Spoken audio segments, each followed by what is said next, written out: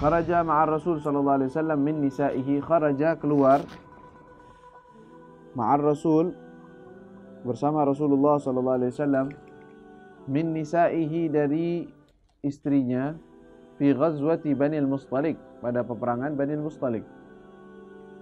As-Sayyidatu Aisyah, Sayyidah Aisyah wa Ummu Salamah, dan juga Ummu Salamah, ya. Jadi dua istri ikut bersama Rasulullah SAW pada peperangan Bani al-Mustalik.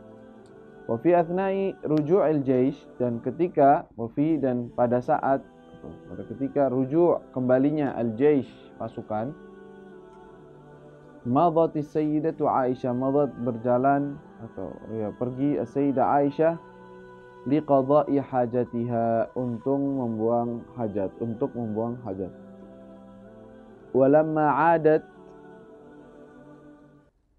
Walamma ketika adat kembali ke rombongannya, iftagadat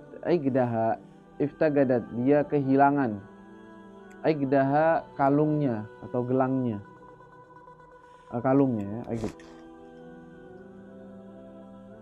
kalung. Faraja'at tabhathu anha, maka dia kembali ke tempat yang tadi dia pergi untuk qada hajat. Tentunya kita tahu kalau orang dalam perjalanan mau qada hajat gimana? Pasti kan cari tempat yang jauh dari orang. Ya nggak ada WC umum, nggak ada. Cari tempatnya yang kita tahu tuh dari ada badukul khala, ya, pergi ke kamar kecil, ya itu pergi ke tempat yang jauh dari orang. Nah, Sayyidah Aisyah begitu kejadiannya, sudah pergi ke hajat, dia kembali. Orang-orang mengira dia sudah kembali. Ketika dia kehilangan dari kalungnya, kebetulan kalau salah kalung tersebut punya orang, pinjam dia. Cari, mana tuh, jatuh di mana? Kembali ke tempat itu, cari, ketemu ke tempat qada hajat. Pas balik lagi, rombongan udah jalan semua, kirain Sayyidah Aisyah sudah ada di tempat ontaknya. Faraja'at tabhathu anhu, mencari kalung tersebut. Wa ba'da an wajadathu raja'at, wa ba'da, dan setelah an wajadathu, dia mendapatkannya kalung tersebut, raja'at, kembali ke rombongannya. Fara'at, maka dia melihat al-jaish, yaitu pasukan tersebut, tagaddamaha, telah berjalan dahulu, artinya meninggalkan dia, mendahuluinya. Faghalaba, maka ghalaba ainaiha an-naum, artinya ghalaba ainaiha an-naum.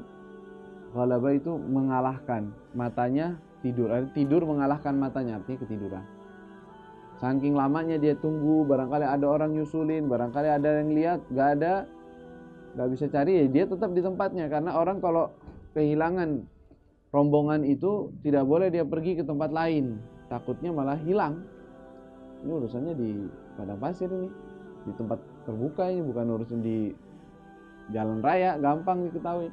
Nggak ada jalanannya, nggak ada aspalnya, nggak ada, terbuka begitu saja. Maka dia melazimi tempat itu, tunggu, barangkali ada orang yang lihat dia, bisa ditemukan. Dia nunggu sampai kecapean, ketiduran dengan burgaknya, dengan tutupannya, ya. Faghalaba 'alaiha an-naum fanamat fit tariq, maka dia tertidur di jalan, itu di situ, di tempat dia tunggu. Wa kana Safwan bin al-Mu'attal, wa kana, dan di saat itu Safwan, sahabat yang bernama Safwan bin al-Mu'attal, ya.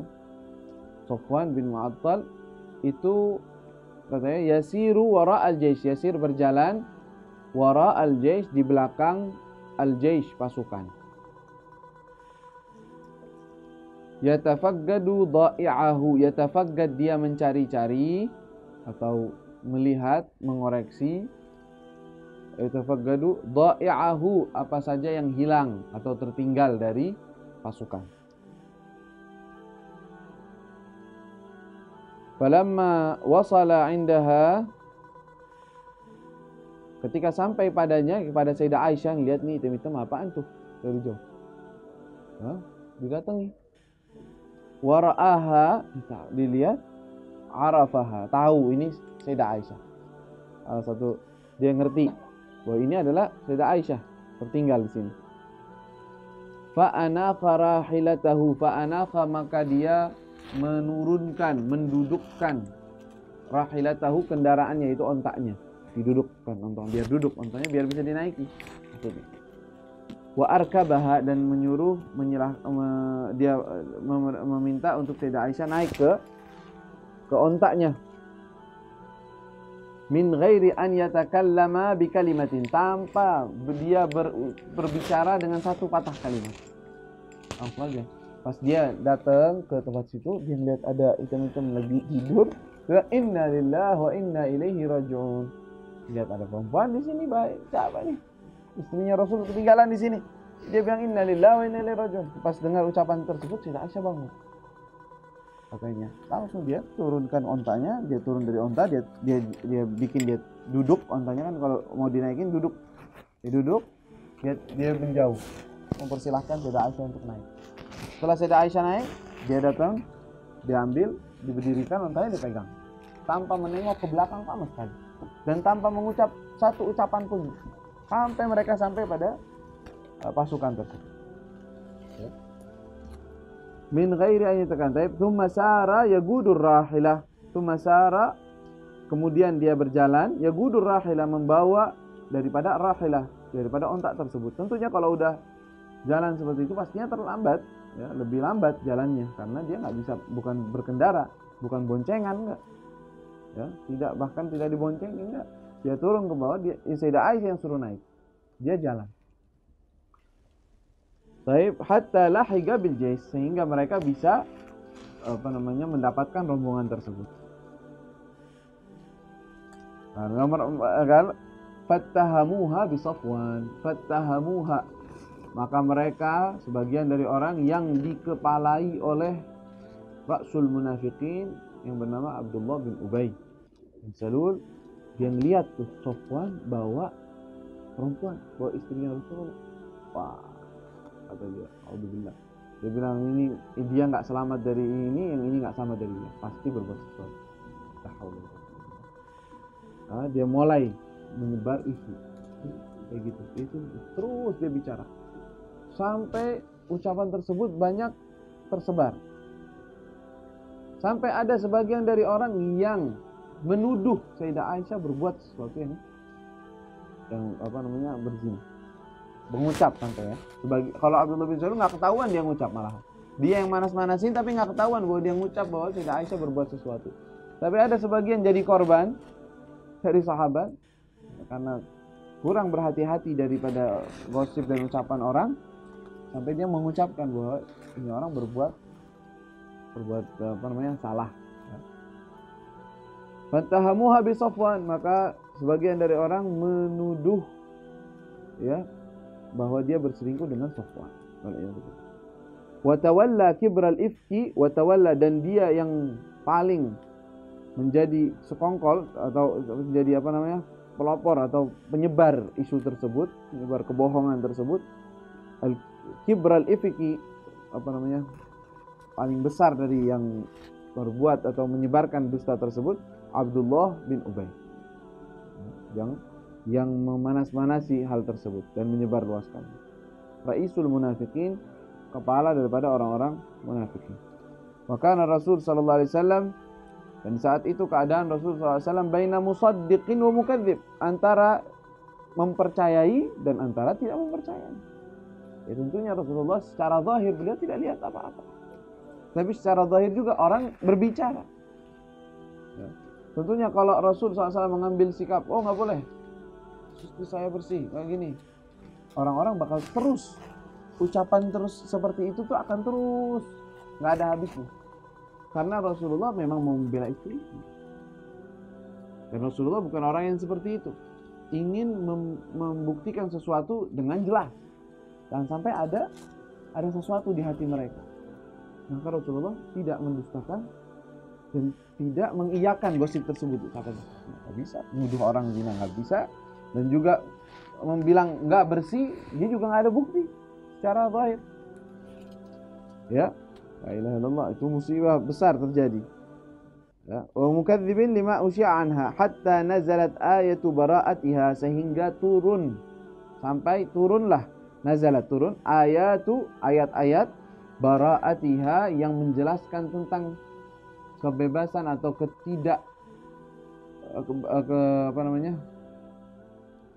kebebasan ya kita bilang, atau kebersihan daripada Sayyidah Aisyah dari perbuatan-perbuatan yang semacam itu. Di surat An-Nur, di dalam surat An-Nur. Ya. Fafarihar Rasul, nanti kita akan jelaskan sebagian kejadiannya, kita artikan dulu. Fafarihar Rasul, maka Rasulullah gembira karena turunnya wahyu dari Allah. Wa basyaraha, dan Rasulullah memberikan kabar gembira kepada Sayyidah Aisyah bi bara'atiha, bahwa Sayyidah Aisyah bersih dari perbuatan-perbuatan tersebut, dan Allah sendiri yang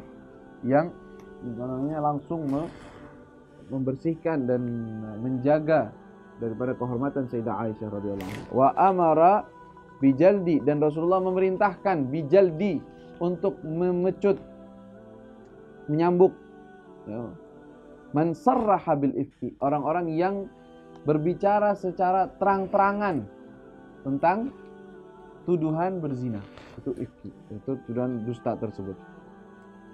Berapa? 80 jaldatan, 80 pecutan, cambukan. Wa kanu thalathatan, dan mereka itu ada 3 orang. Perempuan 1, 2 laki-laki, dan mereka sahabat semua. Artinya bukan dari golongan munafikin, tetapi kena imbasnya, kena omongan orang. Kalau jama'atun hum thalatha, kan? Mereka adalah, yang pertama adalah Hamnatu bintu Jahshin. Hamnatu bintu Jahsh, perempuan. Itu kalau nggak salah ini saudari dari Sayyidatina Zainab binti Jahsh, yang nanti dinikah oleh Rasulullah SAW, Zainab binti Jahsh. Ini Hamnah. Wa Mistah bin Uthathah. Mistah ini masih ada kerabat dengan Sayyidina Abu Bakar, ponakan atau ponakan misannya, begitu kerabatnya, dan termasuk dari muhajirin, orang yang berhijrah, orang yang miskin. Mistah. Wa Hasan bin Thabit syair Rasulullah SAW, orang Madinah yang selalu membuat syair untuk Nabi SAW, memuji Rasulullah. Semuanya sahabat yang luar biasa agung, tetapi karena salah ya dihukum dengan hukumannya. Nah, pada saat kejadian itu Sayyidah Aisyah ketika kembali itu kan mulai gosipnya, masih mereka sebelum sampai di Madinah udah mulai disebar, tetapi nggak dengar sama sekali. Sampai di kota Madinah, Sayyidatuna Aisyah sakit demam,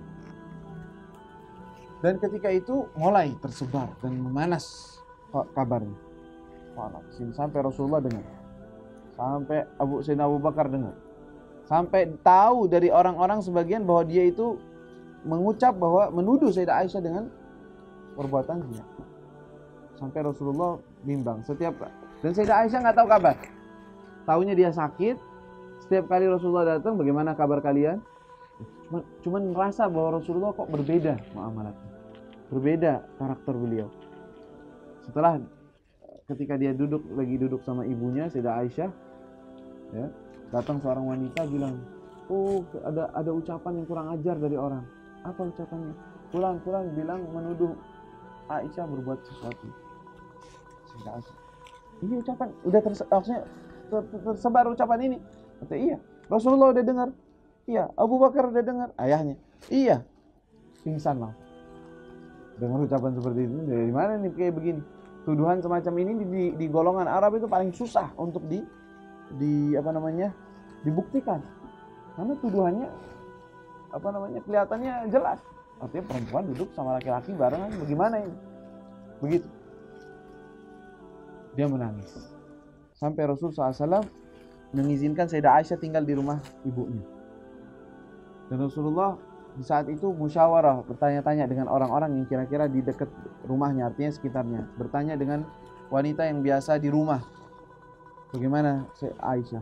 Apakah ada sesuatu yang mencurigakan atau apa?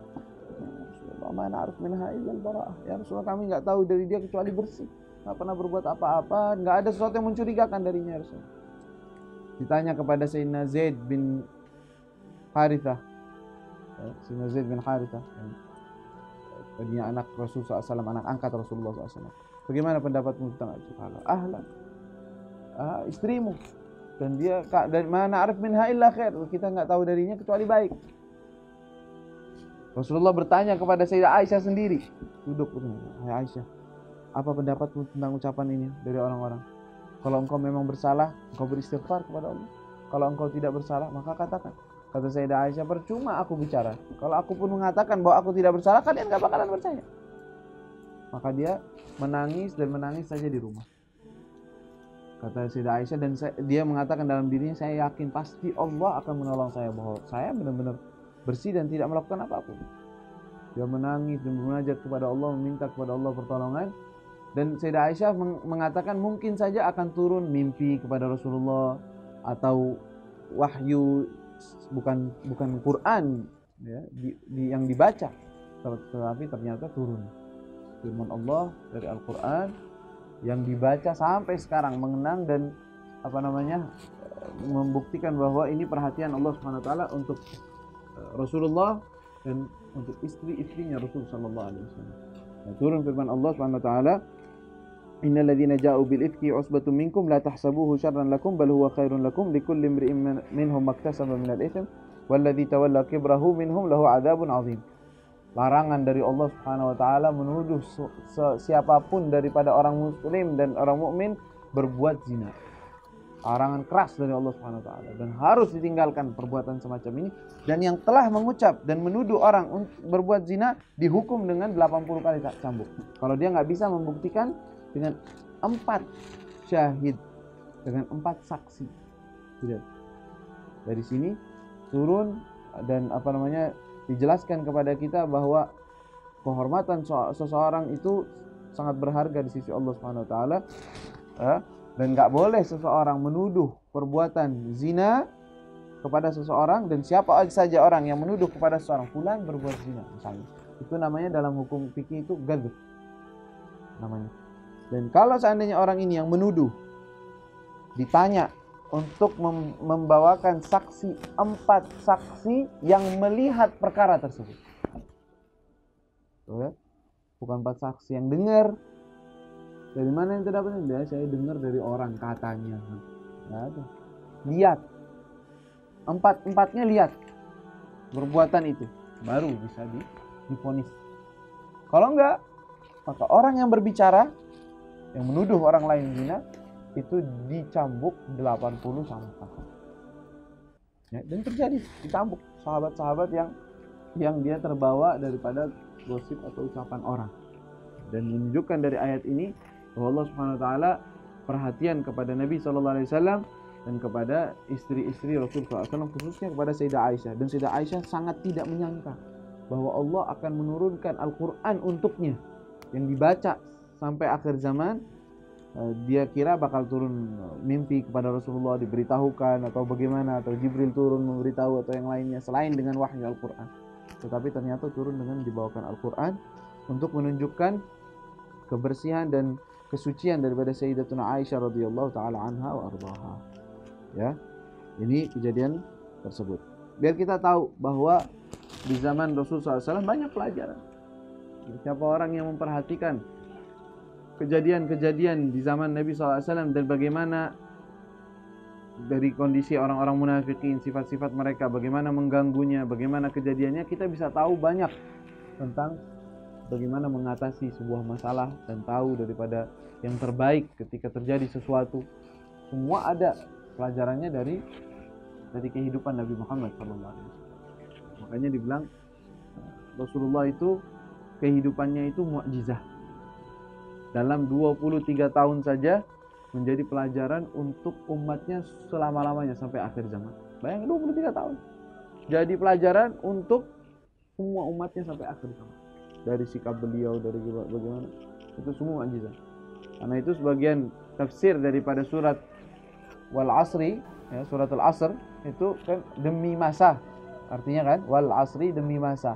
Dibilang masa tersebut adalah masa umurnya Rasulullah SAW.